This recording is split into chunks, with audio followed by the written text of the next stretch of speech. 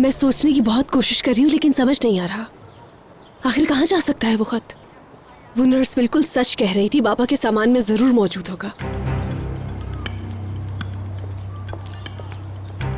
क्या तुम्हारे बाबा का कोई ऐसा दोस्त या रिश्तेदार है जिससे वो अपने सीक्रेट शेयर करते हो रेहान? नहीं, बाबा अपने दिल की हर बात सिर्फ अम्मी से ही कहते थे।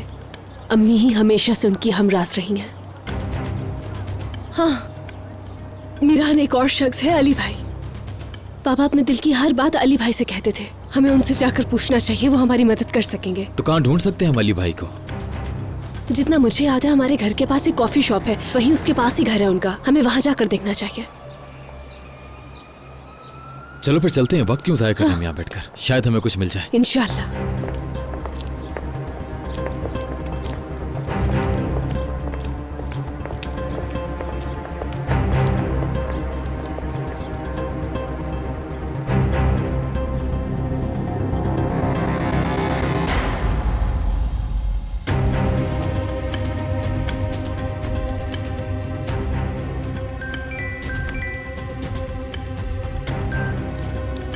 कहो, मैं सुन रही हूँ। मीरान साहब अपनी वाइफ को लेकर हॉस्पिटल से कहीं जा रहे हैं। क्या वो दोनों अकेले हैं? जी खानम। ठीक है, तो फिर उन्हें जाने दो। मुझे उनके हर कदम के बारे में बाखबर रखना। जी ठीक है खानम।